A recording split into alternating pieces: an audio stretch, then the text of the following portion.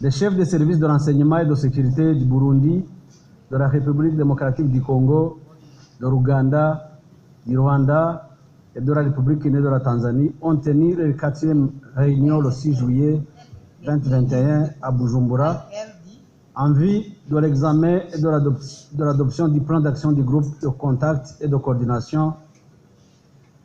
Cette rencontre a été précédée d'une consultation des experts qui s'est tenue le 5 juillet 2021 dans la même ville. 2.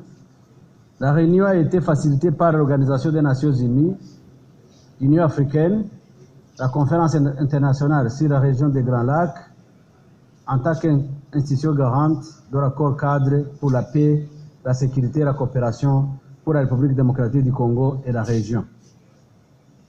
Le mécanisme national de suivi de la RDC, la mission des Nations Unies pour la stabilisation en République démocratique du Congo, MONUSCO, et le mécanisme conjoint de vérification élargi, MCVE, de la CIGR, ont également pris part à la réunion.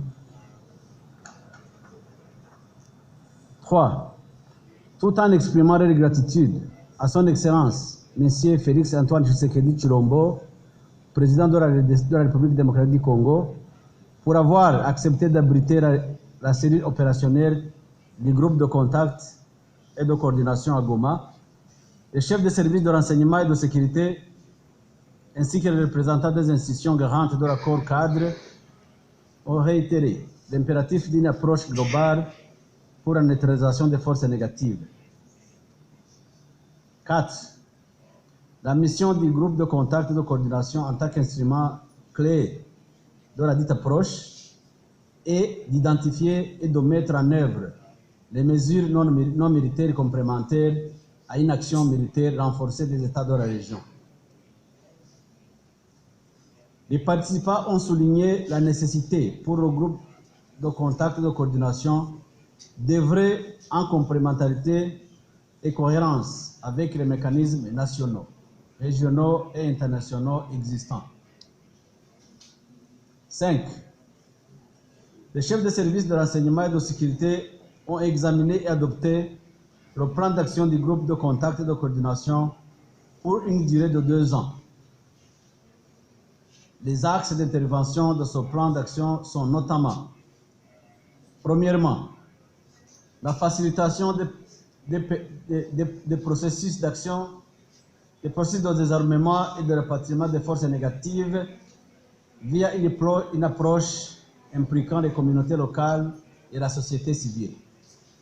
Deuxièmement, la prévention de la résurgence des forces négatives à travers la lutte contre les réseaux d'approvisionnement en armes, en troupes et en finances. Troisièmement, le renforcement des programmes DDR. Quatrièmement, le renforcement de la coopération transfrontalière en vue de générer des opportunités économiques visant notamment les jeunes.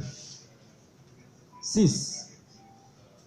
Les participants ont convenu que l'adoption du plan d'action constitue la première étape concrète de la mise en œuvre de l'approche globale visant la neutralisation des forces négatives dans la région des Grands Lacs. 7. Ils ont également convenu que les experts détachés à la cellule opérationnelle qui est en charge de la préparation et de la mise en œuvre de la stratégie d'engagement des forces négatives seront désignés et commenceront leurs activités dans un délai de 2 mois après l'adoption de ce communiqué. 8. Un atelier technique consacré à l'examen du mode opératoire et du financement des activités de la cellule opérationnelle sera organisé à Goma au mois d'août 2021. 9. Les chefs des services de renseignement et de sécurité ont convenu de maintenir ce cadre de consultation et ont décidé de tenir leur 5e réunion à Kigali au Rwanda à une date à déterminer après consultation. 10.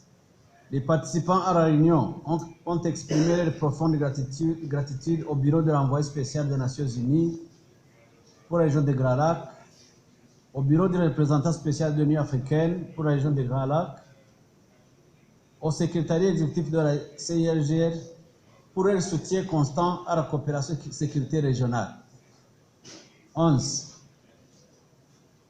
Les participants ont rendu hommage à l'ambassadeur Bassir Ikwebe, représentant spécial de l'Union africaine pour la région des Grands Lacs, pour sa contribution à la mise en œuvre de l'accord cadre, notamment dans le domaine de la coopération sécuritaire. 12.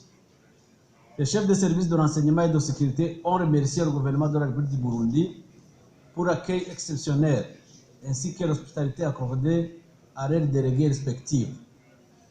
Le plan d'action du groupe de contact et de coordination est joint au présent communiqué.